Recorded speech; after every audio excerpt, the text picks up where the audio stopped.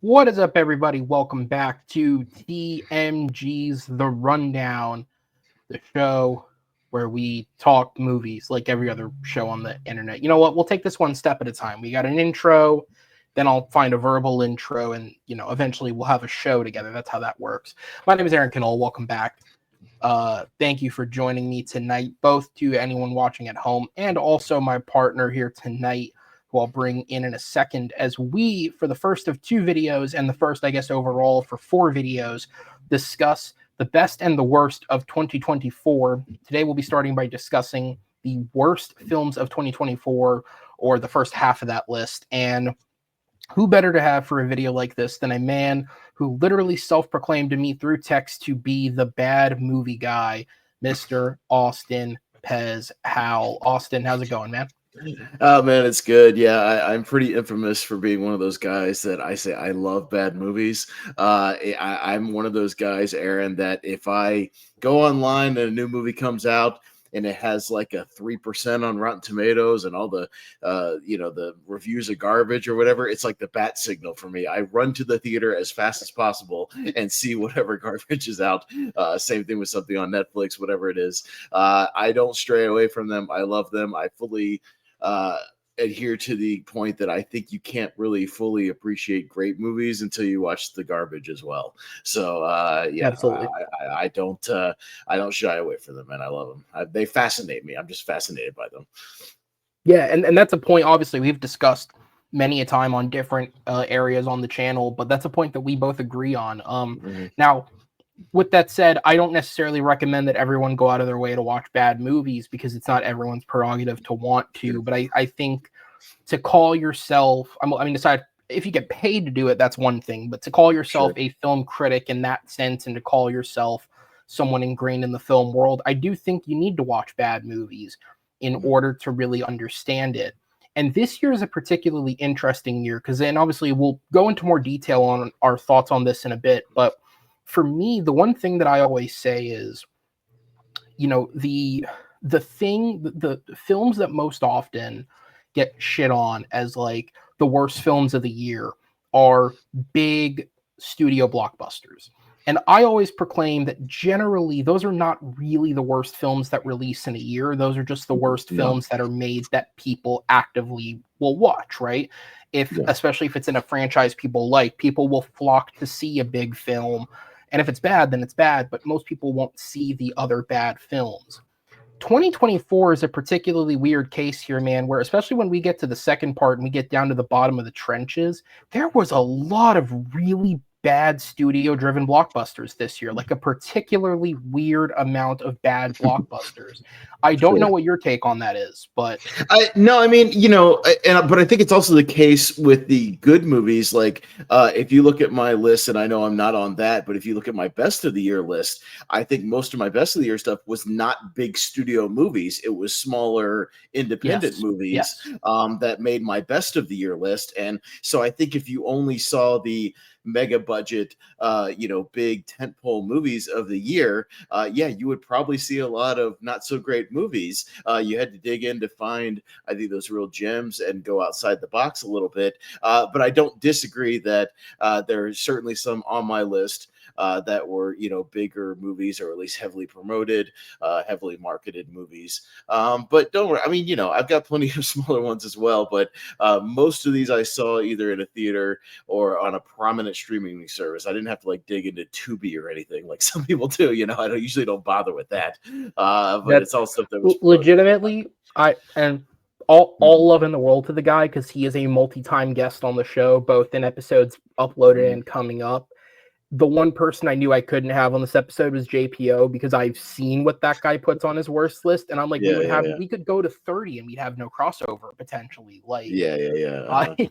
He watches every movie that comes out on Netflix, Hulu. I respect it, though. Whatever. No, I respect, because he'll also turn me on to stuff like the hidden gems that do come on the service, and he'll let us know. So I certainly appreciate the fact that he will watch pretty much whatever they put out on Netflix every week, good, bad, or ugly.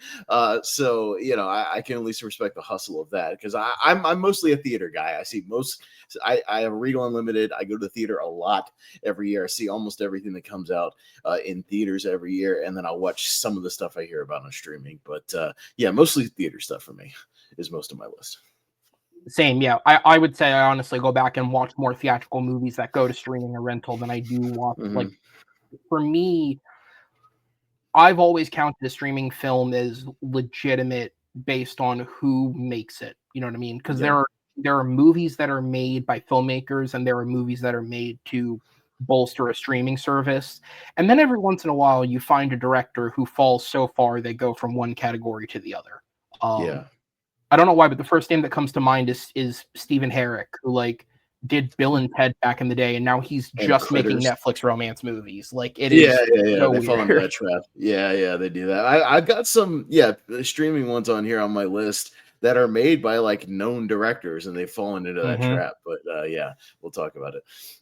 Absolutely, man. Well, let's not waste any more time. We'll go ahead and hop into it, since this is, of course, part 1 of part 2. The way the show works is we went our separate ways and put together our lists. Today we are doing top 22 just to cover a wide berth of movies. So in this video, we're going to be covering 22 to 12, 11 through 10 will be covered in the next video. So Austin will start us off doing his 22 through 19, then I'll go, then it'll be 18 to 15, and then we will trade back and forth for our top 3.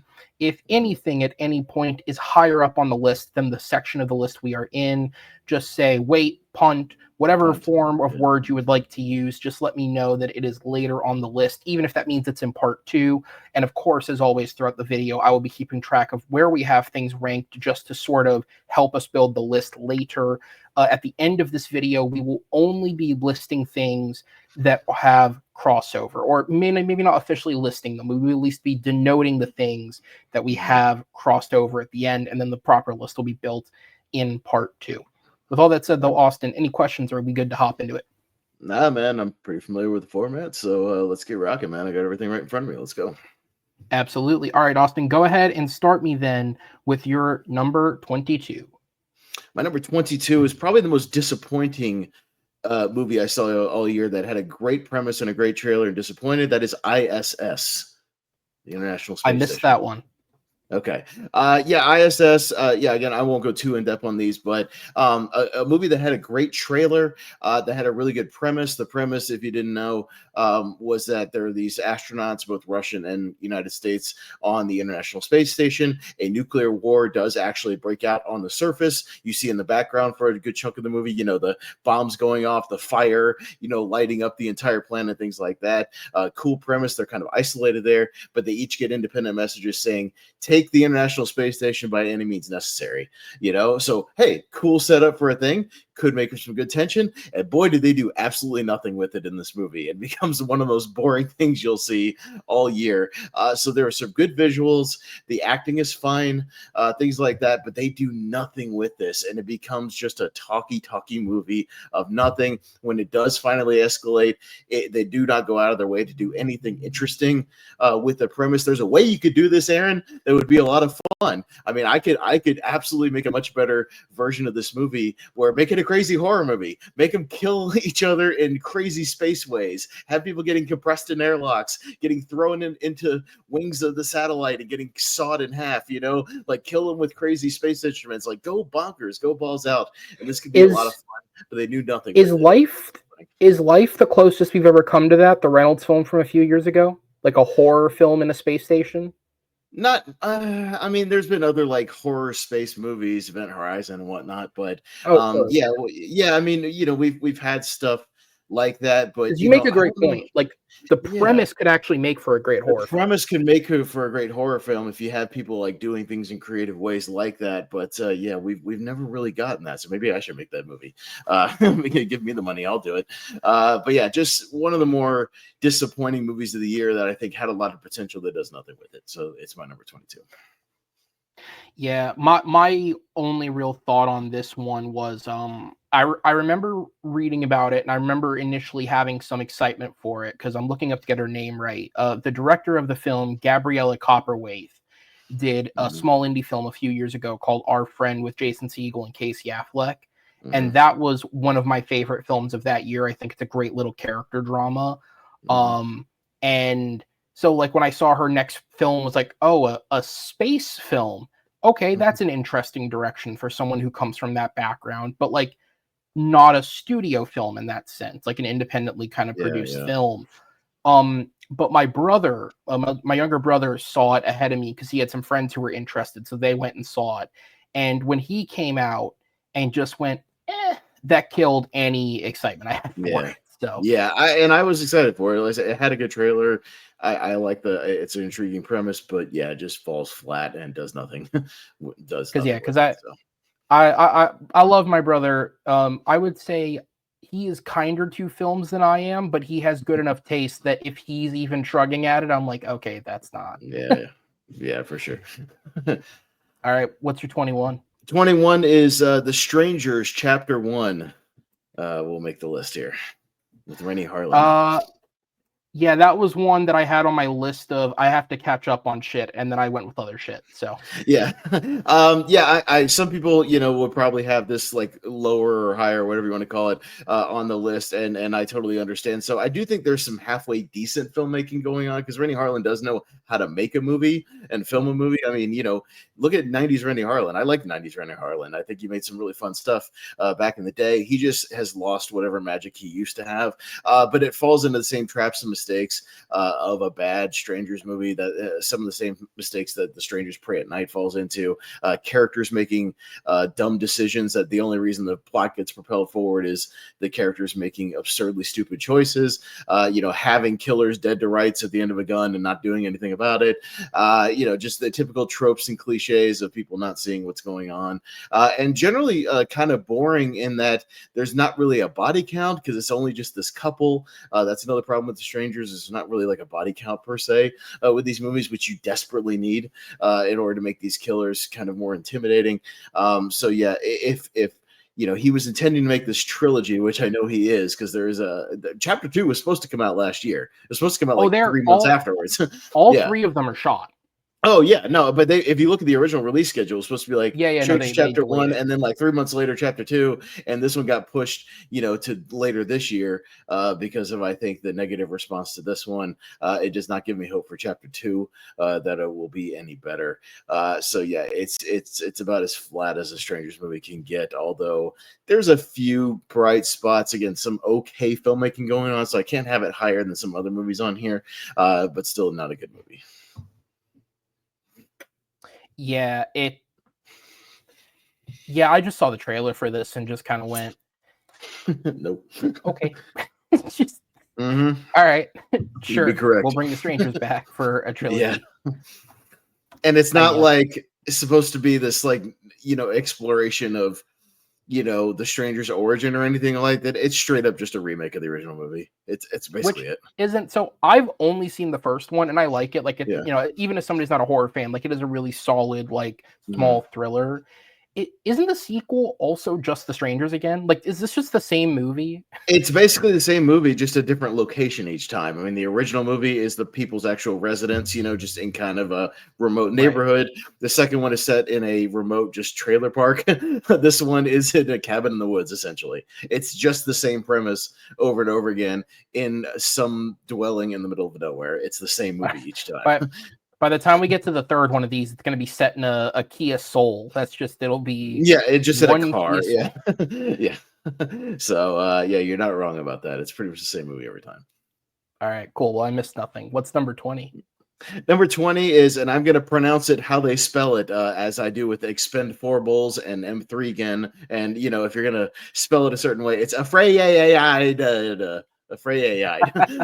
because it's AFR capital A capital I lowercase d for the AI. So I have a joke with my girl. I every time I refer to it, I say afraid but Afraid is my number 20. Another movie that was marketed as a horror movie, but is not really a horror movie. I mean, there's a few kills and kind of a general thriller aspect, but I wouldn't say it's a flat out horror, but they marketed it that because I think they were desperate to try to get people to watch this movie. It's one of, I feel like I've seen like 5 movies this year, Aaron, about AI gone wrong, and we're still making these the movies. new I swear to thing. God. Yeah, I watched another movie that didn't quite make the list, but it's called Subservience with Megan Fox, where she's like an AI bot gone I wrong. remember hearing that. You know, we have the Megan movies. There's another one coming. Like AI gone wrong just seems to be like Companion. the flip. Yeah, Companion is, but Companion is the best of the bunch, I would say. Actually, a good movie, but you know, I feel like I've seen this movie like 20 times already in the last 2 years. But this one is no better. It feels like an incomplete movie. It's like an 85-minute movie that definitely feels like there's 30 minutes in the movie left on the cutting room floor. There are transitions that don't pay off. There are setups that don't have payoffs. There are payoffs that don't have setups, if that makes sense. Like there's scenes where somebody will say, reference something that never happened in the first half of the movie, and you're like, wait, what? That doesn't make any sense. There are things where a character, for instance, is killed off and then never mentioned again, or there's no reaction from any of the people that are involved, you know, in the person's death, and just switches tones very quickly from one to another, and it feels like we just fast tracked the third act very, very quickly. Like there's almost no transition from the second act to the third act. Again, it just feels like an incomplete movie. If you ever see it, it feels weird, like we just missed stuff. Like they edited the movie, they were just like, get it under 90 minutes no matter what. Okay, well, I guess we'll take that out and take that out, and whatever. I mean, it's not boring per se. It moves very quickly, but to the point where you don't understand how we got from point A to point D. So a free AI, yeah, it's not very good. I was gonna say I feel like the way that I'll come around to this movie eventually is whether you just pick Chris Weitz or you do both brothers, between their screenplays and their directorial efforts, there's enough there to make an episode out of it. It'd be the weirdest one ever, because I mean, seriously, to go from American Pie to what he co-wrote Rogue One, and then he did Pinocchio, and then he did this. Yeah, it's a bizarre. It's all over the place. Like this guy has no theme, you know, or no common thread. He's got no theme, and frankly, he's got no consistency, because some of those are excellent and some of those are awful. Yeah, but this is yeah, on the lower end of things, and yeah, it's not great. It's not great. All right, what is number 19 then? Yeah, I have a decent amount of horror on this year because I thought it was people praised 2024 as like a great year for horror, but I think they forgot about the first half of the year because the first half of the year was not good. You know, it was the second half of the year that was good for horror. But Night Swim will be number 19. This is the first of a Blumhouse trilogy that we'll talk about eventually throughout the episode. A Blumhouse trio of awful. Yes, all three made it. If you know what I'm talking about, yes. But I know what they put out this year. Blumhouse no longer, it's like, you know, Blumhouse used to mean like, oh, these little hidden gem horror movies, you know, they keep the budgets low, whatever. Blumhouse means nothing anymore. They have lost their luster because they will put out garbage almost every year now, and will put their budget and their marketing behind whatever. But yeah, Night Swim. If you don't know, it's the haunted swimming pool movie. It's exactly what it looks like. It's as absurd as what it looks like. Aaron, honestly, this would make for a good segment of an anthology movie. If you had like a 3-part horror anthology, you know, you could make this a great 30-minute short film where maybe they discover something, you know, it messes with the family for a 30-minute short, and then we, you know, move on. But the fact that this is stretched to, it's even kind of absurdly long. It's like an hour and 45 or an hour 50 minutes or something like that. It's way too long for what it is and for what it goes with. I mean, you're literally just saying every single point, just don't go in the swimming pool. Don't go in the swimming pool. Don't go in the swimming pool. And they just keep going in the swimming pool. And it's really ridiculous. I have it not as high as other stuff because I think Wyatt Russell is giving it his all. God bless him. He's trying with the material, and he tries to do the kooky dad gone crazy later in the movie the best he can. There's a few decent underwater shots and a few creative things. But yeah, it just doesn't have the plot and the story to maintain any kind of momentum or maintain any kind of intrigue throughout the entire movie. Again, great short premise, you know, good Tales from the Crypt episode or something like that would work really great. But as a full movie, you need way more than what they give you here. So Night Swim is number 19. Yeah, that's fair. It is sad, like how far Blumhouse has fallen, because like Blumhouse, so like as someone who openly isn't the biggest horror fan, I'm very selective about what I watch in terms of horror throughout the year. But like Blumhouse used to be one of the studios where like when they would put a horror film out, I would often go check it out after the fact.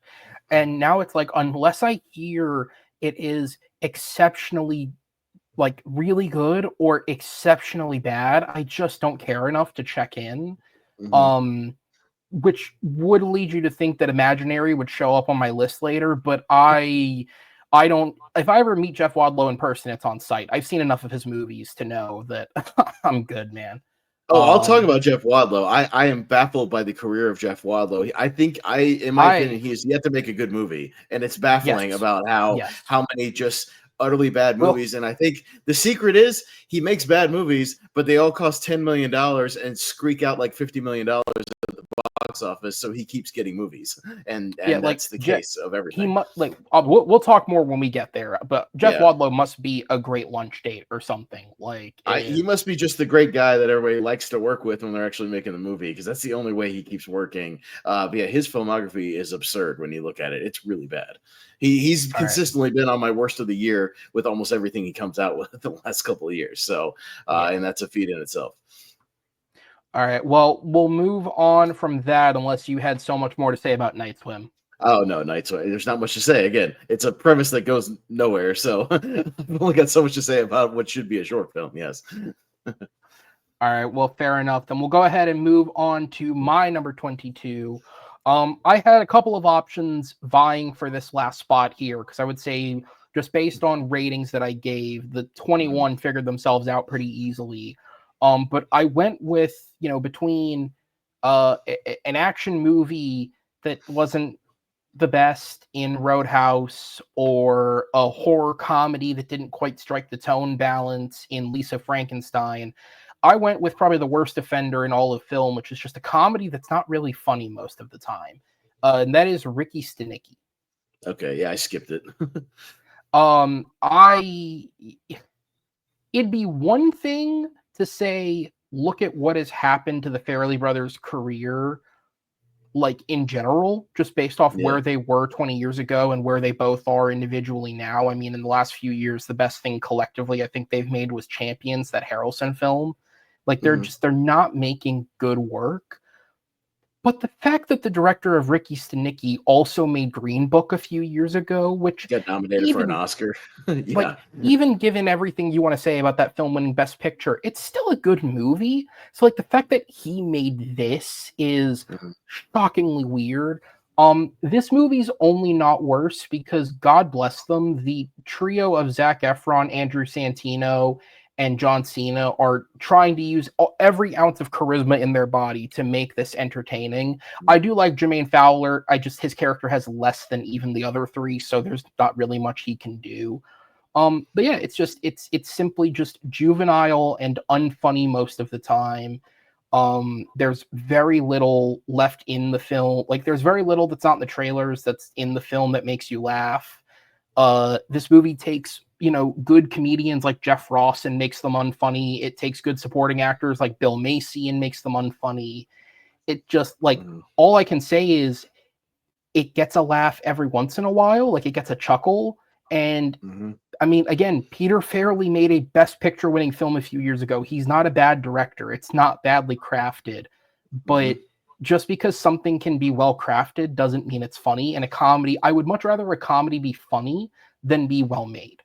And that's, you know what I mean? Like, I feel like studios have given up on comedies, man. Like, I think the 2000s was the last great decade of comedies. And you look at the ones that came out in the back part of the decade, comedies kind of died off with The Hangover and The Other Guys and Step Brothers, those later, like late 2000s comedies. Those are kind of the last great gems. And then the studios nowadays, it's like most comedies go to streaming now, and you don't get a lot of stuff that comes to theaters unless it's just some independent comedy, some independent, satirical movie or something like that. It has to have another angle to it. Yeah. Something like Bottoms, which even I wasn't over the moon about, but I know some people were, things like that. It's got to have some kind of angle. But yeah, it's just, I don't know what's happening. Comedy's in a rough spot right now when it comes to theatrical releases. Yeah, and it's a shame because, I mean, the formula this movie follows of getting someone who's competent and putting a bunch of people who are charismatically funny in a film together used to be like a winning ticket, but something's going on, whether it's in the ad-libbing, or if they're sticking too close to the script, because I abide by comedy should not just be reading from the script. You have to have all that influence going into it. I don't know, man, but it is sad. Yeah, for sure. With that said, my number 21, the first of the you have the Blumhouse trifecta, I have the Sony trifecta. Venom: The Last Dance was the least offensive film they made this year. I thought it was fine. I like the Venom movies overall, but they've been declining in quality. So I just thought this one has a great, fun, and absurd third act. But the first two acts I thought were quite boring. But I thought the first two acts were quite boring, and it takes forever to get there. And so it's not great. And yes, like, but not the worst. I don't know, man. Each Venom film has different strengths and weaknesses. For me, they're all like, this isn't an awful film. This is a 5 out of 10 for me. These first couple films that I'm going to list are just like mediocre. They're not the worst things I've seen. Yeah. But Venom: The Last Dance, it just, you're right. It is a slog to get through. They make this weird decision to eliminate the cast of the first two films, which already struggled to build up character with its recurring characters from those films, and replaces them with absolutely nothing. I mean, you have Chiwetel Ejiofor, you have Juno Temple, you have Stephen Graham does come back, but like all three of them serve as exposition dumps. They're not characters, they're exposition dumps. Rhys Ifans is probably the closest this movie gets to having an entertaining character outside of the jokes that work with Venom and Eddie. And he's useless. Like, he has no purpose to be in this movie. He's just not as boring as everything else around him. You could cut out that entire hippie family storyline and it wouldn't affect the third act at all. I think. Yeah, like it plays no part into it whatsoever. And then when it is funny, it's fine.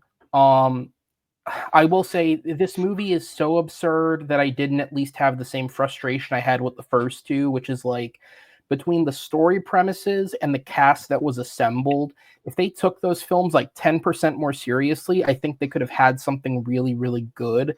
This movie, it just kind of seemed like from the jump, they were like, let's fuck around. And it definitely has that feel.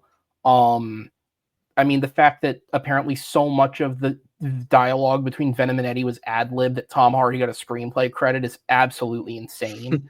I imagine he had to write that on a napkin to say that he wrote something, but it's just, I don't know, man. I just, these movies frustrate me to an endless degree, and this one only gets the credit of being the best of what they put out this year. And we couldn't even get Spider-Man in the third Venom movie. That's pretty sad.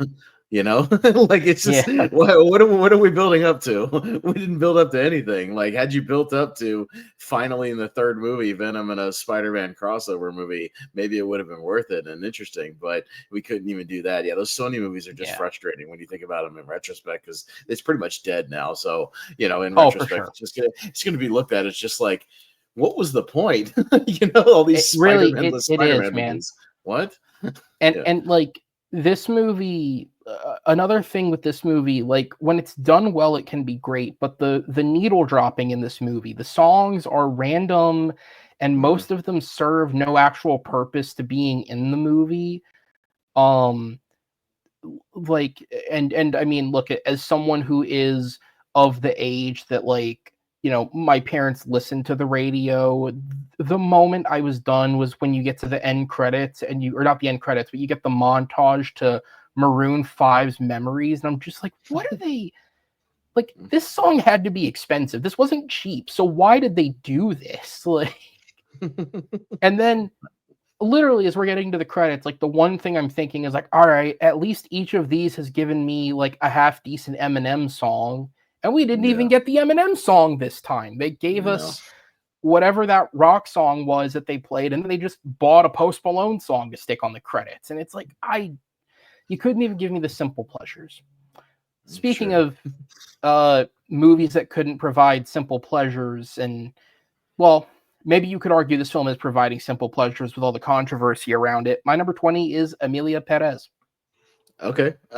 I tapped out after halfway through the movie, so I can't really fully review it because I Oh, fair tapped enough. out. I tapped out. I couldn't take it anymore. I just turned it off. I couldn't That's do it. fair. So it probably would have had I finished the movie, but I feel like because I tapped out, that's what I put in my notes that I essentially walked out. Just didn't finish it. Yeah, no, that's fair. Look, as someone who has enough European relatives to understand somewhat the way that people over there think, I can see the quality in this film that could go to people that aren't of even US culture and watch this movie and understand where it comes off as very good. I don't speak Spanish, but I do live in Florida where I have not just like even one cultural type of Spanish person around me. I have tons of Spanish people around me that speaks all sorts of different types of Spanish and fluently so. I have heard enough Spanish in my life that when I watch this movie, I can see the like ticker in Selena Gomez's and in some scenes Zoe Saldana's brains of like Mhm. they're having to overthink everything they're saying because this clearly doesn't come naturally to them and they're trying to make No. sure they don't fuck up the take. Selena Gomez is much more egregious, but and it's a shame because I think aside from their delivery of the dialogue, their performances are really good, and I can even see the merit in Zoe Saldana winning the Oscar. But yeah, it's acting in Spanish is not natural to them, so the line delivery is not there. And obviously, we could do a whole podcast on the behind the scenes shit with this movie, but to keep it to the movie itself, it is actually a damn shame that the best thing about the film in the movie, which is Carla Sofia Gascon as Amelia Perez, is Mhm. the worst thing about the film outside of it. I mean, Jacques Audiard is being blatantly racist and he's coming out looking good compared to what she's doing. Yeah. And that is a shame. How this movie got 13 Oscar nominations, that is a baffling number. The fact that it's going to walk away with potentially nothing is even funnier. And the thing is, like, and another movie that I kind of thought this year with this, which is not on my worst list because I actually didn't hate the movie, but It Ends With Us, right? Okay. My take on films that are controversial is if this is something that is going to ruin your career, either make it your best or god damn make it your worst. And same as with It Ends With Us, which is really not the best or worst of anything any of those people have worked on. Mhm. This is not the best thing that Jacques Audiard has made, but I don't know. I've not seen all of his filmography, but I can't imagine this being the worst, or at the very least, it is technically crafted well enough that to call it a worst would be like it has never gotten this bad. And this is like career killing at this point for him. Like he's going to have, especially because he's old, he's going to have to rebound from this. If Right. Carla Sofia Gascon acts anywhere ever again, I'll be shocked because Mexicans hate her now. And I don't know if Spain wants her back. She's not a good look for them. Like, I don't know who's going to hire this woman. Um, yeah, it is. It's a damn shame. But like the movie itself isn't even bad enough to be worth all the drama that it's caused. Like it's fine. It is very, very mediocre and it is very tough to watch at points. Yeah. Probably the most positive praise, aside from, like I said, Zoe Saldana is very good. I do actually think Adriana Paz as Perez's lover gives a good performance. The most positive thing I have to say is in a musical where like the music itself is kind of iffy because of this like faux operatic style they're taking with the music. Mhm. The two songs that were nominated were probably easily the best songs. I don't know if you would have gotten to them because they come later in the film. Mhm. I don't know what point you tapped out. So I tapped out like I don't know, like 45 minutes into the movie. I was just okay, done. so I don't know if you would have heard Yeah, them. yeah. But what I'll say is they are easily the best constructed written songs in the film. And even though I absolutely don't see a world in which a song like El Mal could be performed at the Oscars, if it had won the Oscar, especially in a year like this where soundtrack is a weak category, I would have been fine with it. Um, Mhm. but again, it's a shame that all of this controversy has been uprooted around the film that really isn't good enough or bad enough to earn the thought that's being put into it. Gotcha. Uh, and now a film that I have much less to say about, Harold and the Purple Crayon. That's the one I actively avoided as well, because I was just like, what's the point? I got better things to do with an hour and a half. I had time to kill between Trap and Deadpool and Wolverine, so I went and saw Harold and the Purple Crayon. It's a third Shazam film, but much, much worse. Because that's what he's doing. He is doing his Shazam thing again, except it's worse. I also think that anything with Lil Rel Howard at this point is just like a warning sign for me that it's probably not going to be great. And it's so sad because I actually think he is funny, but yeah, he doesn't make good choices. Yeah. I understand, especially like his high pitched, like his delivery is not for everyone. I do find Lil Rel funny, but yeah, he doesn't make the best choices always. I would love to see him in more work like Get Out, where I think he really plays the part well. Yeah. Yeah, and playing a live action animated moose, I think he is. This was not it. He's not the worst thing about the film, but this was not it. No. I'm excited to see Zachary Levi's upcoming like Angel Studios faith-based career that he's gonna drop into now. So that should be fun. Good luck to him. Unbreakable Boy's been on hold for 2 years for some reason. This like 3 years. They may finish that movie like 2021. It's been sitting on the show forever. It was that old. Shit, dude, man. It was like that old. Go look into it. It's absurd. But I mean, he's fallen into like that crowd is the only one that's like accepting of him now. So I can't wait to see what PureFlix movie he makes next. Yeah, right. So he'll be in the next PureFlix production. He'll be in God's Not Dead 8 or whatever. The primary character. Don't take that job away from Kevin Sorbo, okay? He needs work too. Yeah. But yeah, Harold and the Purple Crayon. It's a shitty kids film, but I guess it's not offensive enough that if your kid wants to watch it, you can turn it on and walk away. Gotcha. Which neither of us had kids, so that's not a problem. Austin, what is your number 18? My number 18 is the 50 Shades of Grey knockoff that is Baby Girl with Nicole Kidman. Oh, really? Yes. Oh, I actually kind of like this one. Dude, I thought this movie was poor. This movie was my girl and I saw this and just laughed awkwardly throughout the whole movie at the absurdity of it all.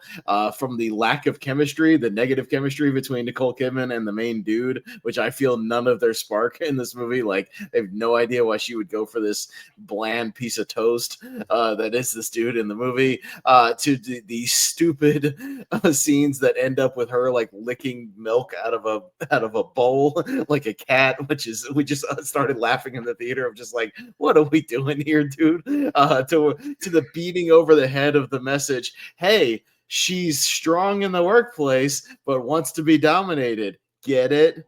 Get it? Get it? Get it? Which is like every scene in the movie. Yeah, I got it. Thanks. That's what I mean. It's the most surface level like message nonsense, and in no way, in no planet can you convince me that Antonio Banderas is the cuck of a husband. Like, get the hell out of here with that, dude. It's Antonio Banderas. It's Desperado, for Christ's sakes, dude. He's still an amazingly handsome silver fox of a man. You cannot tell me that, that's you know, like a guy who was probably the sexiest man alive in like 1995 is the like cuck shit on husband in this movie. Like, get the fuck out of here, dude. If you're gonna cast that role, don't cast Antonio Banderas, dude. Come on. So yeah, it just, you know, I feel like there's also stuff near the end that just transitionally just makes no sense, where she just comes out and like tells him at the end what she wants and he just like goes for it, you know. Just there's no like in between conversation. I feel like we just kind of jump all over the place from like where we go from like scene to scene. It's trying to go for this serious commentary on like, you know, women's sexuality and whatnot, and I just think it comes off like laughably bad. Like my girl and I laugh, like we just audibly laugh throughout the entire movie at the absurdity of it. So I think Baby Girl's a pretty piss poor movie if you ask me. See, the difference between our experiences, I watched it alone. I don't know if that affects it, but I was alone. Honestly, I can't even heavily sit here and try and refute anything that you're saying. Yeah. Something about it just kind of worked for me. I don't know what something about it just worked. I I was entertained. I was in on the weirdness. I didn't find it miserable. I agree with you that honestly, of the three leads, I think Harris Dickinson and Antonio Banderas had more chemistry than she had with either of them. Yeah. That would have been a hell of an ending. But yeah, I don't know. I think chemistry aside, I think their performances individually work well enough that it carried me through. Because I will say, Harris Dickinson had no chemistry with her, but put him in and like another artsy-ish 50 Shades of Grey type movie, I could see him working. I just don't think they had chemistry that matched. But yeah, like I said, can't refute much of what you're saying. It made me laugh in the positive way, and I think when it did try to go dramatic, it worked enough for me that I worked through it and felt okay about it. But it is disappointing, especially I really, really enjoyed Bodies, Bodies, Bodies from the same director a couple years ago. Oh, see, I hated Okay, that movie. yeah, I hated that's Bodies, fair. Bodies, Bodies. Yeah. That movie So annoyed yeah, the so shit out of I me was that year. So disappointed in it, but I still yeah. came out liking it. But again, if we're agreeing that it's worse than Bodies, Bodies, Bodies, then fair enough. I see why you don't like it. Okay. My next one is one of two controversial opinions I might have about two different kind of family-oriented movies. But this is the first. My number 17 is Transformers 1, which I did not enjoy at all. Okay, I did, but go ahead. Yeah, this movie annoyed the shit out of me from like start to finish, and I missed it in the theater just because I have tapped out for the most part on Transformers movies. Like I'm just kind of done with this franchise. And then I heard the so-called like positive reactions to this one, but I just thought it looked like garbage. It looked like a TV pilot on Nickelodeon, just animation wise and whatnot. So I was like, it finally drops on Paramount. So I had a free night. I said, okay, I'll put it on, see if there's any hype. I don't like this style of animation anyways. It's the kind that gives me like motion sickness. I just think it's really choppy and like kind of poorly I made. remember, It's that like Spider-Verse, like Teenage Mutant Ninja Turtle Mutant Mayhem, type of like animation. So I don't even like that animation to begin with. I don't buy the voice performances at all. I think Chris Pratt as Optimus Prime is completely miscast, and he just doesn't. I don't get that vibe from him at all. I think Brian Tyree Henry is trying something at Megatron, but it only kind of comes together in the last 10 minutes or so, to where I think most of the movie I didn't buy it at all. Keegan-Michael Key is actively annoying in the movie. It has that ADD, like we made this for 5-year-olds quality, where it's like we start to kind of get into character stuff, and then we got to have another action scene, and then we have a few minutes of dialogue, and then we got to have another action scene. And it's like, it just annoyed the shit out of me. Like, I was just like, can we just try to have some character moments and try to build this story? No, we got to have him run to this place or have him get chased by this thing and just da. Like, it's just total ADD, like filmmaking, and the stuff I hate about some of these family movies now and then that just don't let the story breathe a little bit. You can make good movies like centered at kids without having to resort to that stuff every now and then. So overall, I just didn't buy it, like from A to B, like where it ends up from where it started. And it just generally, I was annoyed by it. So it might be a controversial opinion, but I did not like Transformers 1. I like the movie, but it's nowhere near my best of the year list. My opinion on Transformers 1, and I said this to people at the time when I talked about it, is it comes off to me like a perfect amalgamation of everything it's inspired by. It clearly wants to be more like the character-driven Transformer films than the Bay ones, but it's inspired by both. It's directed by Josh Cooley, who did Inside Out and Toy Story 4 for Pixar.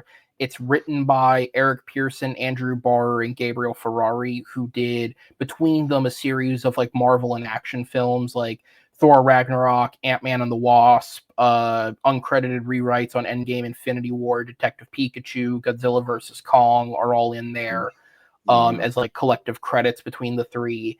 And it comes away feeling, and also it's inspired clearly by the Puss in Boots Spider-Verse style of animation. Right. And it comes away feeling like a perfect amalgamation of everything, but also better than nothing that it's inspired by. No. And even though I still came out liking it, that is like it's a 7 out of 10 for me. Like, it's a good movie, but it is also a kid's movie. I agree with you that I think Hemsworth is woefully miscast in this Oh, did I role. I say think it's did I just say Pratt, Hemsworth, whatever? One of the Chris's, you know what I mean? yeah, I yeah. think yeah. Yeah, it's Chris Hemsworth. He's woefully miscast in the role. I think he's trying, but he is miscast. I just he's not that type of actor and that type of character, especially compared to like Brian Tyree Henry, Lawrence Fishburne, John Hamm, who are all like actually trying to take this deadly seriously. Hemsworth just doesn't fit Mhm. the tone. Um, Keegan Michael Key worked for me, but I can see it not working because Yeah, you're right. It is. It's that ADD kids film energy. Like yeah. when people in the industry talk about how like TikTok is affecting films, and I have a very particular instance of that. We'll Hmm. talk about in part 2 of this. Um, Yeah. Keegan Michael Key in this movie feels like one of those instances as well, where like the way that he's very scatterbrained in the approach of the character feels Hmm. like that's meant to be the kid relief character. So, Yeah. but I Yeah. did like this one. But also, again, on this channel specifically, like we have a very documented history of even just in general, like your how very physically the animation makes you feel almost puts this movie down a peg, and then it's how good is it from there, and it's Mhm. not as good as anything else. Yeah. So there you go. So Transformers One. now I'm curious for the uh, other one, yeah. and I So think I know we'll what get it to might. we'll I get think to I know that what it later. might be. So We'll get to that one in part 2. all right, So yeah, my number 16 is a movie you probably missed because it came and went in theaters in a flash. It's called Summer Camp with Kathy Bates. I know exactly And what this is, and I did not see it. okay.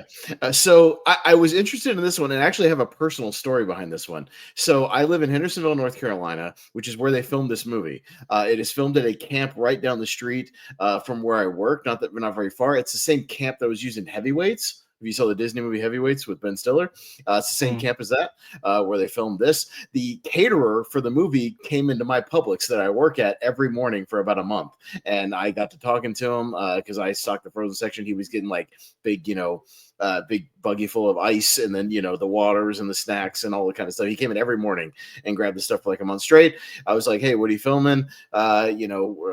This camp movie with like Kathy Bates and Alfred Woodard and whatnot. So I was like, "Okay, cool. Well, I'll keep an eye open for that." And literally, I'm like, I didn't know, I heard nothing about this movie, didn't see any trailers, and then I'm scrolling my Regal app one week, and then I scroll to the end of the week, and all of a sudden tickets for summer camp are on sale, and I'm like, wait, what? This movie's done? It's coming out? Like, what the hell? I've seen no marketing for this thing. It just came and went. It was in theaters for like maybe 2 weeks.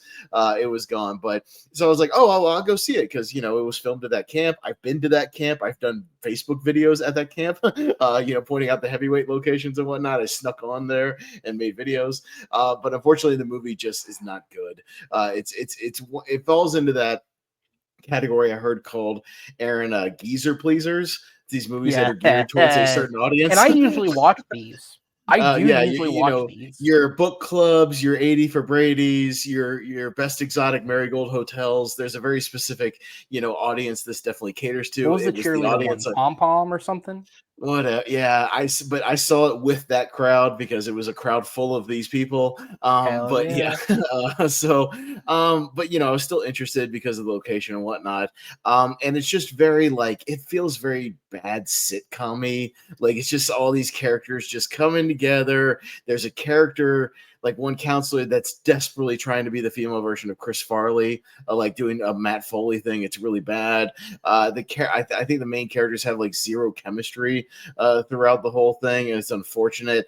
A lot of the conflicts that arise in the second half feel very contrived. Like they just come out of nowhere. Like the characters are getting along, no problem, and then we just have to have the scene where they all get mad at each other for a day. It's like a rom com when they break up for 15 minutes. Like we just have to have that when you didn't need that. Like the movie was flowing along, it was just fine. We had enough little sub threads you could have just followed to a natural conclusion, and it feels very just like poorly written and poorly put together. Like we just have to hit these beats, and it just doesn't work. I mean, Eugene Levy is like wasted. I'm forgetting the other the African American male kind of lead of the I have movie it up here. Dennis that Haysbert. has Dennis Haysbert, I mean, again, they're trying, like, God bless them. They're doing their best with their material, but they're very all underwritten, and it's just like it just feels like we have to have like a romance just because. Like, there's really no natural need for it. It's just like, hey, there's a guy, there's a girl, let's just have them get together. It all just feels just very malaise and just bland. It feels like a TV movie. Like there's just nothing to it, and then the movie just kind of ends. Just it ends out of nowhere. Like they do an activity and cut the credits, and we're done. just like that. So yeah, kind of a letdown because of my personal connection to it and the caterer. But yeah, the movie came and went with Naya Hither. So yeah, not good. Summer camp. Yeah, so this was one of those movies where you're right, it came and went. But my reaction to these types of movies is like, especially when I hear that they're this bad, because like the reviews on this were awful. Awful, yeah. It's like, if I can get to this in a theater, I'm going. If I can't, I'm not going back for this. Okay. And I but the reason that I was interested is because I remember reading the director of this film, a woman named Castile Landon. Her only real work before making this movie was she did 3 of the 4 sequels that exist to the fanfic based film After. And when I heard that she was doing what was the name you used? That was perfect, by the way. What was the name you used? It's just something I can't credit myself for. I saw it in a review. Geezer Pleaser. These Geezer Pleaser movies. Geezer Pleaser is brilliant. Whoever came up with that is awesome. There was some reviewer. I'm sorry I don't have their name. I just saw it in some review, and I know there was a category for this. I just couldn't put a name on it. And when I saw that somebody dubbed them Geezer Pleasers, I was like, oh, that's perfect, because that's exactly what that is are. brilliant. That movie. Yes. But yeah, no, this sounds about as good as a comedy like that could be from someone like that. Yeah. And frankly, looking at the cast list, the only name Eugene Levy's great, but the only name on this list that interests me even in the slightest is, from my own childhood connection, Josh Peck, who I will support in anything, but I did not see this. Gotcha. I don't even think Josh Peck has like much to do in that movie, honestly. I don't even remember Josh Peck being in it. So that just showed you how much of an impact he had. I think he's just there. So yeah. Fair enough. It's 90 minutes long. He was in 2 minutes. Dude, they cut the credits quickly. Once all these subplots wrapped up, it's like, we're out of here. We are gone. But I was sad I didn't get to see any of the cast members like wander into the store at all, because that would have been fun. All I got was the caterer. But yeah, it's sad given that I had kind of this mythology built up for this movie in my head, and it just did not live up to anything. So it just came and went, and there it goes. All right, well, what is your 15? My 15 is a movie that I guess you could also say was fairly controversial with the trailer, and unfortunately did not rise above the controversy to do anything significant, and again came and went with a whimper. It's the American Society of Magical Negroes. That is a punt. Okay, there you go. We'll punt that till later then. That is a long title to type in. I'm not even sure I spelled it right. Right. I think I spelled it right. Gotcha. I think you did. Yeah. Okay. Yeah. All right. Yeah, no, that is most definitely a punt. All right. So then that takes us on to my number 18. Again, I don't have much to say about these next few ones. Despicable Me 4. I didn't bother.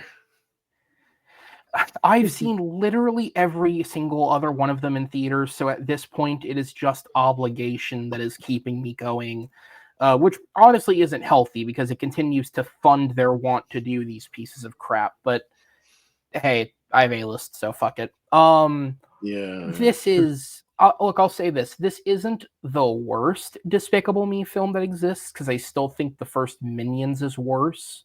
But this is officially the point where the franchise just has no more reason to exist. I mean, this movie is so bored with its own characters that it introduces other characters to fill roles that could have, like for example, like Miranda Cosgrove, who is a perfectly competent actress who's been in this since the beginning, is backseated in this movie for a character that is the exact same age, that fills the exact same daughter figure role as her, but is voiced by Joey King, who's a bit younger and a bit hotter in terms of popularity. And there's no I reason have to it another at all. Joey King movie on my list that we'll get to later. Oh, we have the same Joey King film. Oh, right. Oh, we're gonna get to that one. That, folks, is called a tease. Stay tuned. We're on that wavelength. Okay. Yeah, like just for no reason at all. And this one more so than any of the others, because all of these movies have just this random list of celebrities that they include. Right, like one of the Minions films had the RZA in it for some reason. Like just the celebrity cameo list that these movies can include is so weird.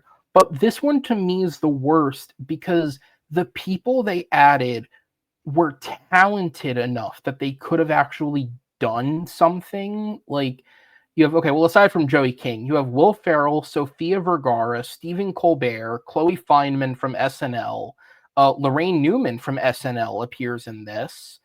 Like you have like you couldn't get voice actors who voice people who do like cartoon, to just fill in all these random roles. Did you need a name for these roles? Oh, name actor. And you're right. Like that's a different thing because you're right. Like Chloe Fineman, that role is such a nothing. You don't need somebody who is a name you might recognize. You can't get like a Tara Strong or a Rob Paulson or like some of these these actually voice actors. You say that, but Tara Strong is in this movie. She voices the fourth kid. She does the baby voice. Okay.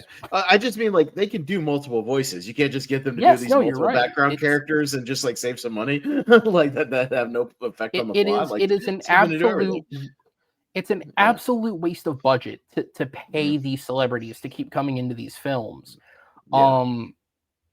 Like I mean seriously, like think of like even like if we're talking about wasted money, like this movie ends like all of these movies end with a musical number, except for some reason in the musical number they decided to bring back all the villains from the other previous films, including the actors who voiced them, Jason Segel, Benjamin Bratt, and Trey Parker. Like, I'm sure they weren't making what they made for their films proper, but why are we paying these people to come back and do one line and then have them be a part of an ensemble singing "Everybody Wants to Rule the World"? Like, it's unnecessary money spending. And the problem is I can't even like say like it's this awful thing because they make it back in fucking spades anyways. Like, it's not even money poorly spent. But yeah, just this is, aside from the frustration of this existing, like the movie itself is just it's another Despicable Me film. They're less inventive. They're half Minions movies at this point. They're not even about the fucking family anymore. You could literally cut the kids out of this one and it wouldn't even matter. No, I didn't even. It just shows you like I love the original Kung Fu Panda, right? Like the first Kung Fu Panda movie is in my top 100. I love that movie. I think that movie is genuinely great and a really great story. I didn't even see the fourth one. I've tapped out on these movies when they just stretch these franchises into like absurd territory. But I don't bother with it because it's gone from being brilliant and great to just like we're just doing cash grabs at this point, and just with the name value. And this is what happens when you take like a very, very good solid 7, 8 out of 10 and stretch it to that same extent. Because you're right, Kung Fu Panda's brilliant. Despicable Me was good. I like the first Despicable Me a lot, still to this day. I think that first one's really good. It is. Like, it's good. It's very good. But yeah, we've stretched it to nothing, and it's like this is just. I mean, Steve Carell's, even his voice at this point sounds like a Flanderization of what it was at the beginning. It's such a cartoon. Yeah, for sure. All right. Well, here's a film that I'm much less mad about. Number 17, Reagan. Again, I just didn't bother. Although Dennis Quaid had a fascinating 2024 with literally in the same time in theaters, Reagan was across the theater from The Substance, which is bizarre when you think about it. And then literally, The Substance did come out that early. That's right. They were literally. I swear to God, when I went to see The Substance, you could look over and like the theater across from the one I went to walk into The Substance, Reagan was playing in the other theater. These were theaters at the same time, 100%. Yeah. Yeah, he had a weird year. Mhm. Would you call it a comeback year? Not really, because I feel like he's still gonna fall unless he follows up on The Substance, which I genuinely think he's really good in. Like Yes. unless I feel like he's gonna more fall back in on track with like the Reagan Angel Studio Faith Pure Flicks thing, because he was in one of my worst of 2023. There's a movie called On a Wing and a Prayer, which was like a faith-based like air disaster movie that Yes. was really bad. So like I feel like he's just gonna go back to that because that's kind of his wheelhouse now, instead of pursuing more interesting things like The Substance. I think he's just gonna unfortunately fall back into that trap. I don't know. I looked him up. By the way, this is more interesting than the movie Reagan. I looked Dennis Quaid up. Yeah. He's got so on the docket he has 2 action films. One is from the same studio that made The Apprentice, and it co-stars. It's Nick Offerman, Jacob Tremblay, and Dennis Quaid. What a weird trio. And the other one is a sci-fi action film that stars Alan Ritchson, Dennis Quaid, Jai Courtney, and Isai Morales. Again, what a bizarre foursome that is as well. This one won't be good. It's directed by the guy who did Hitman's Bodyguard. Okay, so that feels like those were movies that are definitely going to Prime or something, or to Hulu. Yeah. Oh, it kind of feels like Netflix purchased it. Okay. Yeah. Oh, yeah. So it'll be a bland Netflix movie. It'll come and go in 2 weeks, and nobody will talk about it. Yeah. So that sounds about right. Yeah. Look, Reagan. So a couple of years ago, the guy who made Reagan, Sean McNamara, I like the vast bulk of his directing experience is like Disney Channel shit. Like that's his background. A couple of years ago, he had a film come out called The King's Daughter that starred Pierce Brosnan, and it was one of the most atrocious films released that year. Yeah, the mermaid movie or whatever. Yeah, that movie's bad. Yeah, filmmaking wise, this is an improvement. That's not saying much, but it is. But honestly, my only problem with this movie is it's like so masturbatory of Ronald Reagan, like as a person, that it does. I don't even know if I can call it a biopic, because it doesn't even really feel like you're telling me his life. It just feels like you're a proud parent looking on at all of his accomplishments, except these are all people who never met Ronald Reagan. So there's just this weird idolization. But like in terms of like movie, like it's not the worst written thing I've ever seen. I mean, the guy who wrote it wrote Space Cowboys for Eastwood. It's not like he's inexperienced. This is better made than McNamara's previous work. The performances overall are solid. I mean, Dennis Quaid is fine. David Henry plays young Dennis or young Reagan. He's fine. John Voight, who also had a weird year, is fine. Like, no one in the movie's particularly bad. It's just like, if you could suck the dick of a corpse, this movie's deep throating. And so unless you're into it, I mean, again, it has a 98% approval audience rating on Rotten Tomatoes. If you're into wanting to watch Reagan's dick get sucked, you're gonna enjoy this, because you're gonna enjoy it. Yeah. But that's the people who are going to the movie, are people who like blow Reagan. So, you know, like they're going to enjoy every minute. Oh, but I just noticed Sean McNamara also directed On a Wing and a Prayer. So that makes sense. With Dennis Quaid. Oh, did he direct that? Yeah, he sure did. He has a bad filmography, man. He directed like Bratz way back when, Raise Your Voice. He directed, to go back even further, Three Ninjas, High Noon at Mega Mountain, the one with Hulk Hogan. That movie's shit. Yeah, he's got a. Wasn't that the one that was just like an ad for a theme park? Yeah, or basically. No? Yeah, it was an ad for like the Six Flags Magic Mountain or whatever it was. Yeah. So he has a really piss poor filmography overall. Yeah. Yeah. Like, this isn't the worst thing he's made, but it's still bad. Number 16 is probably my most controversial inclusion on this list, because most people actually really liked this movie enough that one of the most extensive action production companies in the US is making an American version of this movie. Kill. Oh, shit. Wow. That's on that's number 5 on my best of the year list. Man, we are going to fight over this one. Whoa. So okay. Here's what I'll say about it, okay?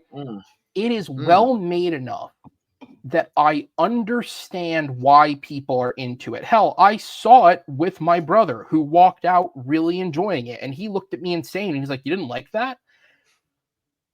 For me, this movie struck a weird chord where it felt like the violence and specifically who the brutality was against was like they had this fake sense of trying to be deeper or trying to have a point, but they never really committed to it. And that just kind of left me in a weird way.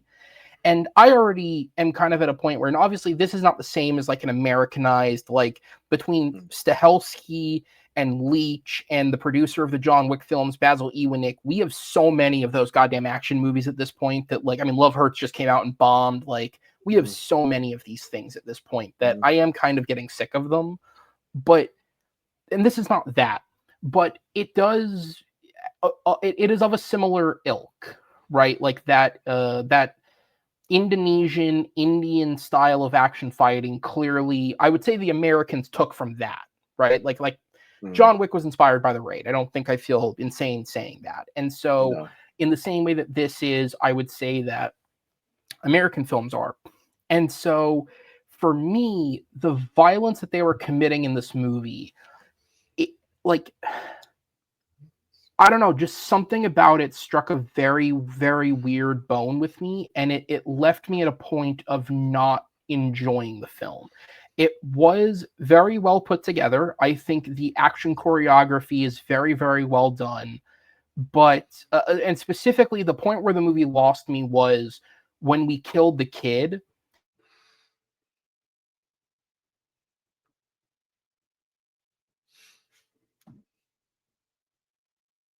Manipulated. And like that is the feeling the film left me with, was kind of manipulation. So yeah, it's unfortunate because I realized that I'm probably the only person who felt like this, but it's how I felt. And I can't. I mean, I'll have a movie that I think I'm in the vast minority on as well when we get to part 2. But sure. No, this is my favorite action movie of 2024. I loved Kill, loved everything about Kill. I love the story beats that it takes, like the twists and turns that it does. Very unpredictable for me, but somewhat realistic in my view. Like the fact that the guy is not John Wick. He gets his ass kicked a lot in the movie. I agree there. Yes, and you know, he's not a superhuman. Like, he's a badass, but he's not superhuman. And you know, the action choreography is some of my favorite I've seen in a foreign film probably since The Raid. So like, I loved Kill. Like, it was great. So yeah, I'm on the distinct opposite spectrum on this movie for sure. No, and that's totally fair. I will throw out there, because I'll admit, again, to bring up my brother is much more versed in the international, like this type of action international cinema that I am. This scratches an itch particularly that he likes. So another one of these that he showed me was on Netflix, The Shadow Strays. I enjoyed that a lot compared to this one. Yeah, I thought that was a good one to check out. And that director actually is translating over to American cinema. He's doing Nobody 2. But it's weird because I could have sworn that a Raid, speaking of The Raid, like American movie was in development like 5 years ago and just never happened. Oh, it died and then came back and died. And then the same with the Train to Busan remake, the Train to New York or whatever, like never happened. Like, it's really weird. Oh, yeah. They keep trying to do these American, and then they just go nowhere. Don't get me wrong. I'm glad they just died and went nowhere because I don't need them. You know, I just give me the original movies. With this movie, it is well crafted enough that I'm open to seeing it a second time and hopefully maybe feeling differently about it. I'm also open to seeing a remake of it and seeing what they can do with a different perspective on it. And I hope that they do keep that element of, like, these guys get their asses handed to them a lot. Like, it's a fair fight the whole way through. Just, unfortunately, something didn't quite click completely. Okay. Funny enough, speaking of action films that are clearly inspired by John Wick that suck. So, by the way, number 15, this is the last entry that is officially not on my worst list. My worst list this year was 10 films and 4 dishonorable mentions. So the worst film to not officially make the worst list, The Crow. That's a punt. Fair enough. All right, then what is your number 14, sir. Well, I feel like we'll get into some punting territory here because we haven't had many crossovers yet at all. I'm pretty sure this will be on your list because my number 14 is Craven the Hunter, so I'm pretty sure that'll be a punt. That is a punt. Okay, well, there you go. Easy enough.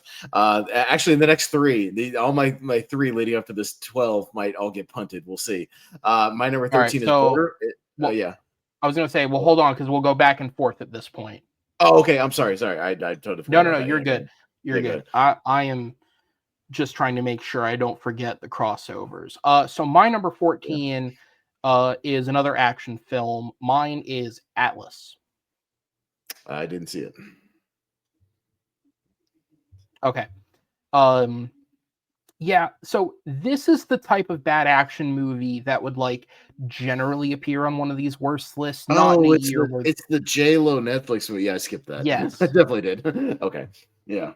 Yeah. Now, the only reason that I checked it out is because the design of the film reminded me a lot of the video game Titanfall. Okay. And I was just like, oh, that's interesting, like a Titanfall movie, huh? And then I watched it, and it's not good.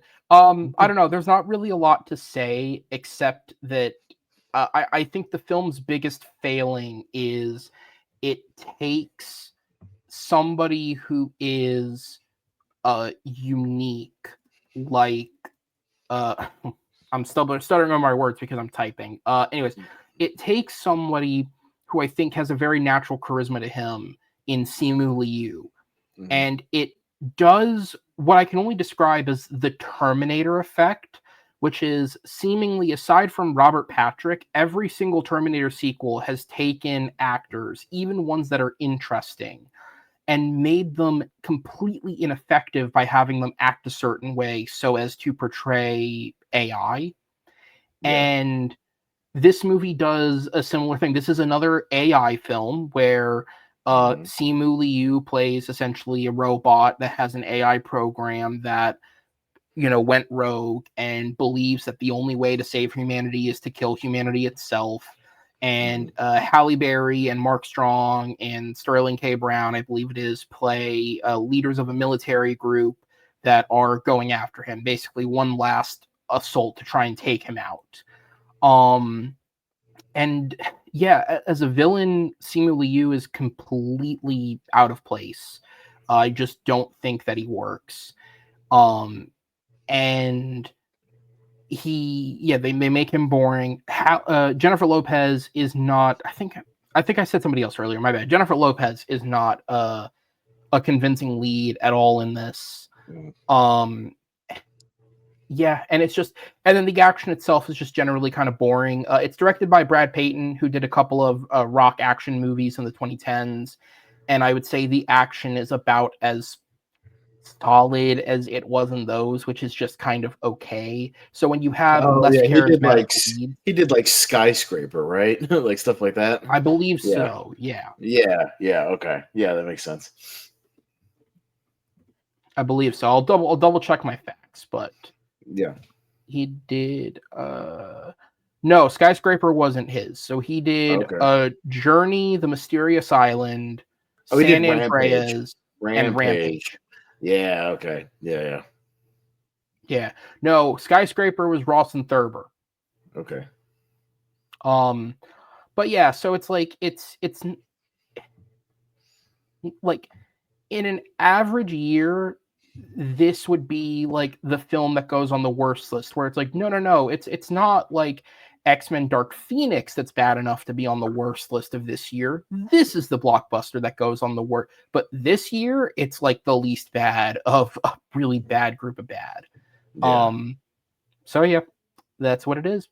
No, it was just another Netflix movie. It just came and went. I don't bother with most of them unless I hear they're like infamously bad or really good, like a gem. Most of them just come and go. Like I haven't even watched that Jamie Foxx like Cameron Diaz movie that comes out because it just comes and goes without a splash. Oh yeah, that's true. I haven't seen that yet. It looks like a Netflix movie. It feels like a Netflix movie, and most of the time I just skip it like a Netflix movie. So yeah. Yeah, no, that yeah, just It wasn't good. I don't know. There's not much more to that. It wasn't good. Right. What is your number 13, sir? 13. Yeah. Speaking of video games, Titanfall fits right in. Borderlands is my number 13. That is a punt. I figured it would be. So there we go. All right, that is that. On to my number 13, which is Miller's Girl. Yeah, I heard about this one, but I didn't check it out. Here's what's insane about this movie. When the concept of the age gap romance is the least bad thing about this movie, you have a problem. Because in conception, like, that should be the worst thing about this movie, is that of just its concept, like what it's actually about. But the problem is, I think the actual premise of the film isn't awful. And as someone, I've talked about this before, like as someone who has worked in schools before and has a particular viewpoint of that, especially being like working in schools and not being that much older than the students, I feel an extra certain special way about teachers who decide to go down that path, and adults in general. And I remember a couple of years ago, a movie that got a lot of praise, which was Licorice Pizza, was one that I could just not get on board with simply for its premise. Because, I mean, this is an adult who fucks a child, essentially, and there's no repercussions. It's treated as romantic. And I understand that it's a period piece. It's the 70s. It's whatever. But, like, the opening of the movie is her working at his school and meeting him as he's a student, and it still goes where it goes. And it's like, for me, that's like this, that's a line that I don't like being crossed and I can't get into. And the idea of approaching that relationship, and specifically approaching the idea of trying to be a mentor to a student through the lens of Jenna Ortega's character, which put this on a list of worst character names of the year, Cairo Sweet. Really bad name. So that, you know, so that the adults who are pervy can call her Miss Sweet. Like the idea that she's just this rich prick of a student who's looking for an interesting topic for a college admissions. And so she decides to fuck with this guy's life because she knows she'll get away with it. Like, she knows that she can, and she knows that she'll be played for the victim. And so she goes out of her way to do it because she's bored. Like, this is a throwback to like some 90s shit. Like, is it Poison Ivy? Is that the Drew Barrymore one? Maybe. Is it Barrymore? I know the sequels have Jamie Presley, but I don't remember. Yeah, that is what this is kind of throwing back to in terms of premise. But it takes it so seriously, and it doesn't have anything deep to say. Like, it'd be one thing to take this seriously if it had a point, or if maybe it had repercussions for Jenna Ortega's character. But it doesn't. It's about as deep as a 90s erotic thriller like Poison Ivy. It's got nothing new to add to the conversation. So it's overly serious. It sucks any potential fun that could be had out of this, like, I'm fucking with your life premise. And it just leaves it feeling creepy and weird because there is no tone to it except seriousness. You can't even have fun with the fact that genuinely the two actors have chemistry. Martin Freeman and Jenna Ortega, I think they do have chemistry. And you could play into that to make it creepier. But this movie has nothing going on beneath the surface of teacher sleeps with student, and that's bad. And that's the most disappointing element of it, is like, it's so poorly written that it has nothing more to say than the basics. Like, everyone looked at that trailer, and the internet's, especially like the younger you are, the reaction was like, that's weird, a 30-year age difference. And all the movie has to say is, yeah, that is weird, a 30-year age difference. And so, yeah, just that's it. The actors are trying their hardest. Martin Freeman and Jenna Ortega, I do think, are fine. As are, you know, some of the other smaller actors that are in the film. I forget her name, but I know Jenna Ortega is like, she has like a bisexual best friend that has a crush on her, and it's Pamela Adlon's daughter. I forget her actual name. Gideon Adlon. I have that page pulled up. There we go. Thank you. Like, she's also fine in the movie, but then the other problem with this movie is if I remember correctly, it's set in Tennessee, like old, rich, dirty South Tennessee. None of these people are from Tennessee, and they are all desperately trying to do this Southern accent that is not sticking with any. I mean, I'm sorry. Take one look at Jenna Ortega and try and tell me that girl comes from Tennessee. No. Like, it just it doesn't work. Martin Freeman looks British. It doesn't work. So yeah, I think it's miscast across the board for where it's set. The actors are trying, but the movie itself just doesn't give them anything to work with. And that is its biggest shame, because I think if a better script were written and you gave it to Jenna Ortega and Martin Freeman, they could have sold the hell out of this. And instead they're left to drown. Gotcha. One of the podcasts I listened to, she was the wife of the gentleman who runs the podcast, was particularly offended as a teacher as well. So of what goes on in the movie. So I took offense to the teaching community. Yeah, it's like, obviously this is a very different topic, but like I would love to study the psychology of someone who could meet a child in any capacity where they are a child and find them attractive. Like, it is just yeah. Anyways, that's a different show. That's much sadder. So for the purposes of this video, we are at our number 1, but of course we're at the halfway point of the list. So, sir, what is your number 12? We might go 3 for 3 as far as the ones that get punted to your second half, because the second of the Blumhouse trifecta of Imaginary, Jeff Wadlow's Imaginary. See, I this is the perfect one to end on. I skipped it because it was Jeff Wadlow. Okay, all right, fair enough. You'd be right. You'd be right to do so. Jeff Wadlow is just, he's one of those directors where when I see he has work, I go, why? The other day, I read a report that, and unless this is higher up your list, and I'm shocked, but I read a report the other day that apparently that Clayface film DC's making, apparently the final 2 choices to direct Flanagan's script were James Watkins, who did Speak No Evil, and Jeff Wadlow. And I went, how the hell does Jeff Wadlow get in a room with that guy? Like, it's baffling to me. Legitimately, the only thing that interested me about this movie is the boy that plays the friend in this was on possibly the most embarrassing show that I've ever watched all the way through, which is High School Musical, the series. I've seen all 4 seasons, and he was in a season of that show. And I was like, I know that kid from something. Gotcha. But aside from that, no. Okay. I mean, tell me why I skipped it. No, it's everything you think it's going to be based on Jeff Wadlow's filmography, because every movie that comes out with him, I look forward to, because I go, I know he's not going to make another good one, and I could base it on the trailers that it's not going to be good. It's going to be another PG-13 like garbage, horror film. But it lived up to my very low expectations.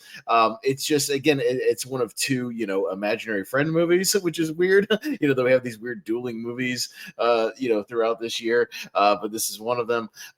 It has just all the tropes and cliches you think it would have, from the kid that nobody believes, what is going on, to the creepy old lady that lives next door that knows everything that's going on but won't tell anybody, until the 3rd act, till it's convenient to do so, but teases them with, oh, hi, little girl, I'm gonna be mysterious and I know what's going on. Okay, bye, I'll see you in the 3rd act. It's literally that thing. The guy you're talking about that plays the best friend has a subplot that goes nowhere, and they just drop with no resolution whatsoever. It's like a subplot involving him bringing over placebo, like fake drugs, and then he just gets caught, and they pitch him right out of the movie, and we get no resolution to that. He's just gone.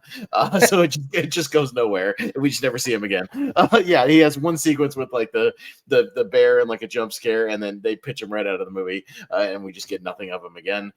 We just move on to different things. I think the girl, I guess her name is Piper Braun, who plays she's trying her hardest. Again, God bless her. She's doing her best with the material. I think she has one or two decent scenes where she's trying to act her ass off. She's doing her best, but she's in a bad movie with a bad script.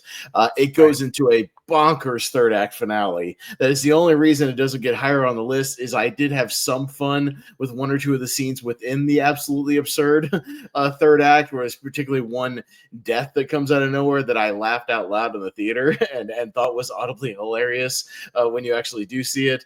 And there is actually one or two sequences where the bear kind of shows its true form, and it is a practical one. So I will give him at least 1 or 2 points for some practical effects here and there, and it wasn't just all CGI. So I'll give you one spot, Jeff Wildlow, for at least trying to do something with that. But again, a twisty final 10 minutes where you just don't care, where it's just like, hey, we got to continue the story, but why? For no reason, just the sequel pitch that you just don't care about and don't need. It's just every PG-13 like tropey jump scare, loud noise. Old people, old lady who has all the answers, but won't tell you till an hour in. Takes fucking forever to get going. This movie takes like 40 minutes to get to the first instance of the bear like doing anything with the girl. It just takes forever, even though it's only like a 90-minute movie. Just one of those slogs. Or it's an hour 44. I forgot about that. Yeah, it's actually longer than like your average 90-minute movie. But it just takes forever. It's just not very well directed. Jeff Wildlow's just not. Look at the film, man. He's just not a director. But you know what? No. He turns in his movies on time and on budget, I guess, in his $10 million budgets, and somehow these movies squeak out $40-50 million, so they eke out a profit, and he continues to work. I mean, you look at it, IMDb budget $13 million, worldwide gross 43, so it ekes out some kind of profit. You know what I mean? Like by a marginal standard, so he gets to make another movie, I'm sure. So because horror sells. Yeah. Yeah, no, I gave up on Jeff Wildlow after watching Fantasy Island a few years ago. And I've seen the bulk of his filmography. I've seen Never Back Down. I've seen Kick-Ass 2. I've seen that shitty Kevin James film. Truth or Dare is another bad Truth or Dare. Like yeah. And I've seen I saw Truth or Dare because I worked at a movie theater when that came out, and I just remember them retitling the film at the last minute Blumhouse's Truth or Dare, because like, Blumhouse took up the marquee on the theater, and it helped them make money by hiding what the film was. And when I saw they did it again for Fantasy Island, I was like, oh Lord. But that was so bad that I'm done. I don't care. Even as someone who seeks bad movies, you couldn't pay me to watch one of this dude's movies. So even when I saw the trailer for Imaginary, I was like, that looks like it'll be a fun bad movie. And then at the bottom, I read directed by Jeff Wildlow, and I was like, hell no. No, I saw his name in the first trailer where it said like the director Jeff Wildlow or whatever. I somehow got a hold of it, and I know that name just as a connoisseur of bad movies. I went, oh God, not another one. Because Fantasy Island, unfortunately, was the last movie I saw before the COVID theater shut down. So that left a bad taste in my mouth. Because that was literally like a week before they shut theaters down. It was like around the time Fantasy Island came out. And I was like, oh, yeah, thanks, Jeff Wildlow. You gave me my last movie I saw in the theaters for like 6 months, until, a couple of minor theaters started opening up. But second to last. I got to see Onward. Okay. Yeah, I think that was the last one. I'm pretty sure Fantasy Island was the last one I saw, but that was not good. And I just started my Regal Unlimited, and I was like, oh, this is gonna be great. I'm gonna see a lot of movies this year, and then COVID happened. That sucks. But just Wildlow, man. He's one of those baffling Hollywood stories of like this guy just keeps getting. I just don't get it. You fail upwards in Hollywood. It's so fascinating though. It should say something that Universal Pictures has. So what it is Universal Pictures has a first look deal with Blumhouse where everything that is produced by Blumhouse and solely by Blumhouse, I believe now it's been amended that it's Blumhouse and Atomic Monster, which is James Wan's company, who did Night Swim. But basically every picture that Blumhouse makes that is produced by them and only by them. Right, because like Afraid was like White's production company was involved with that, so they got distribution through elsewhere. But if Blumhouse makes a movie, Universal has first right to refusal. They refused Imaginary. It was distributed by Lionsgate. That Yeah. should say Lionsgate, and then Lionsgate had a bad 2024, a Lionsgate had a really bad year. a horrible year. Yeah, I think every one of their movies flopped, like especially their bigger budget ones. But yeah, Oh yes, they had a very very rough year. Yeah, they desperately need that next Saw movie to come out. Holy shit! they So, they have a Saw movie and a John Wick movie next year. They are praying to every yeah, god. they need them bad. Yeah, they need some hits. So yeah, we'll see what happens. All right. Well, anyways, even though we don't have the most crossover yet, I really hope my next one isn't on your list, only because it means the last movie wouldn't be a punt. Okay. But my number 12 is Drive Away Dolls. Oh, I like that movie. It's another one I enjoyed. Oh, it's unfortunate. Okay. I do really, really like the Coen brothers. But the Coen brothers, to me, are kind of like Wes Anderson, where their style is so particular. The only thing worse than like a Coen brothers movie that's not good is when somebody else rips off the Coen brothers style. And I realize that I'm saying all this, and some of you are home and going, but a Coen brother did direct this movie. This is somehow worse than even that to me. Like, this feels like one Coen brother trying to recapture the same tone that they worked with in the 90s and early 2000s. And to me, it fell apart on all levels. I didn't find it funny. The deep list of celebrities that cameo in this movie, from Coleman Domingo, Pedro Pascal, Matt Damon, none of them really bring anything unique to their roles. I don't think the two leads, Margaret Qualley and Geraldine Viswanathan, I think is how you say her name. Viswanathan or something like that. Yeah. Yeah, I don't think they had chemistry with each other, either platonically or romantically. I found Margaret Qualley's accent, like her amped up accent, to just be obnoxious to listen to after a certain point. Like, I get what she was going for, but it just didn't work for me. Yeah, just something. This is one of those where just something struck me a wrong way from the jump, and I just could not get into it. I did not enjoy it. And it's a shame too, because I really liked Joel's take on Shakespeare with the tragedy of Macbeth, and I was really hoping Ethan could do something similar here. But whereas it felt like Joel took this creative break to try and do something totally different that they had never done before, Ethan was just trying to lean into greatest hits, and it failed for me personally. Okay, I like Drive Away Dolls, man, and I thought Margaret Qualley had a really good kind of breakout year because I liked her in this. Kinds of I do Kindness, agree. The She's Substance. great in Kinds of yes. Kindness, The Substance. I think she had a good year, and definitely kind of a breakout year. Man, I just kind of dug it. I thought it was just one of those like breezy road trip comedies. It's like 85 minutes, like it doesn't waste any time. I liked all the character actors that popped up. Joey Slotnick's from Twister, like I like him that he plays this character that is just very polite in all of his interrogations and nice and kind. Like I just thought that was kind of refreshing. A choice of characters.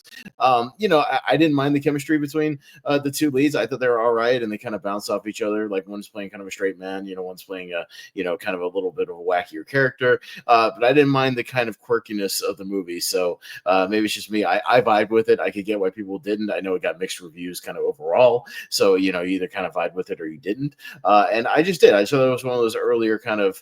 I think it was like a early, year kind of February, March kind of release or something like that. We don't get a lot of like great movies usually. And I'm not saying this one was like great, but I thought for what it was, for a very quick, like say 80, 85 minute, just breezy kind of road trip movie. And also 2024 was the year of the horny movie. We finally got horny movies back in theaters. It was a very horny movie as well. So, because we also got right afterwards Love Lies Bleeding, which is also a very horny movie. Yeah. So, we finally got that back in theaters. But I kind of enjoyed it for what it was. I liked it. That's fair. Like the thing that I'll say is like, it's like, even though I really didn't enjoy it, it's not like it's ruined the Coens for me, or certainly it doesn't ruin my excitement, because Ethan actually has another one coming this year. Okay. I was looking it up because I wanted to get the facts right. So apparently Drive Away Dolls was the first in what he's calling a lesbian B movie trilogy. Okay. And his second one is coming out. Supposedly, it's coming out in May of this year, and it stars. It's focused on Margaret Qualley, who plays a private investigator. Her love interest is Aubrey Plaza, and Chris Evans plays a cult leader. The film also stars Charlie Day and Billy Eichner. And I will say, like, the premise, the cast, that interests me. I'm happy to go in again and watch it and hope that I enjoy it more than I enjoyed this. But yeah, just something about this one didn't quite work. Okay. I just think I'm into what Margaret Qualley's doing right now. I think she's showing a lot of range, and the stuff that she's picking, I just think she's picking interesting roles. She's not falling into the trap of like just going for the big kind of blockbustery, movies just to be in one. Yes. I think she's still picking like kind of cool, smaller projects. And that seems like another one where, it seems like a kind of a smaller movie, that's interesting. And I just like what she's kind of doing right now. So I'll watch anything she's kind of in right now. And I think she does have, even though this movie didn't work for me, I think based on other stuff I've seen her in, I think her acting has the perfect tone to fit a Coen Brothers film. Yeah. So like I said, this one didn't work, but it's not enough to not make me excited for what's coming. Gotcha. Because yeah, she's great. Like, to me, she was the true standout in Once Upon a Time in Hollywood. Mm-hmm. And as someone who didn't hate the Death Note film on Netflix, that was the first thing I think I saw her in as the love interest, and she's also very good in that. So I've liked her performances going on a few years now. And you're right, this was a great breakout year for her. I mean, the only thing that could have made it better is if Kinds of Kindness was like a proper bona fide hit. Right. Yeah. But I guess she's good for the time she pops up in it. And obviously in the substance, I think she's incredible. Like, I think she's really excellent, man. Yeah. Mm-hmm. It is such a shame that this year was such a strong year for both genuine supporting performances and category fraud, because she could have had a real chance at a nomination, but also I can't even call it a snub because it was a really strong year. Yeah, no, it was just a strong year, so she just didn't get in there. But yeah, I think she's good. Yeah, and she'll get it soon enough. She's still young. She's still young in her career. Again, she's picking interesting projects. She'll get there. I for sure. I think a nomination is within the next, I would even say 3 years or so. She'll pick something that's very good, and she'll get something. I can almost put money on it. Yeah, absolutely. For what it's worth, it's a movie that doesn't have a release date, but the movie, she has a handful of films that are up and coming on her filmography, but the one that excites me the most is keep an eye out for a comedy thriller called Huntington. It's from the same guy who did Emily the Criminal with Aubrey Plaza a couple of years ago, and it's Glenn Powell and Margaret Qualley are the two leads, with Ed Harris supporting. There you go. I'm already in, just based on the. And that's a great set of people. Looking at the cast here, it also has actually Bill Camp was in Driveway Dolls, right? Yeah, he was the guy at the That's rental right. Yeah. or whatever. Bill Camp's also in this movie. Topher Grace is in this movie. Zach Woods is in this movie. If you're a fan of his comedy, so okay, I'm in. Yeah. That's the one where I saw that is a movie that I'm interested in. Because I thought Emily the Criminal was great. Yeah, that was a very great Aubrey Plaza movie. So I'm in. Yeah. All right. Well, that will pretty much wrap up part one of this video. We are very far apart at the moment in terms of crossover, although I know that we have a few more coming in the second half. But as of the moment, we have, if I remember correctly, we have 4 films that are on crossover. We both have Craven. We both have the Secret American Society of Magical Negroes. We both have The Crow, and we both have Borderlands. As we sign off for part 1, Austin, do you have any final thoughts before we go on to part 2? No, I mean, now we're really going to get into like the absolute worst of the worst for me. Again, I was like you to where like my 22 through 18, 17 are all like 4 or 5 out of 10 type of movies where they're not the absolute worst. They have a few redeeming qualities. Again, it's just those like dishonorable mention kind of territory movies. So not the absolute worst. But yeah, I think it'll get way more interesting. Yeah, we're really getting to the true, again, these top 11 will be the ones where I truly think these are just the worst of the year, in my opinion. And, either where I egregiously just did not enjoy my theater experience, or was supremely bored, or were so bad it was insane. That sort of thing. So yeah, we're getting into the true worst of the year for me in part 2. All right. Well, on behalf of myself, my co-host Austin, thank you guys. Stick around for part 2 coming in the next few days, and also be on the lookout for the best of the year video that is also coming. We'll be doing the same thing, splitting it into 2 parts. Until then, guys, take care, and we'll see you next time. Thank you.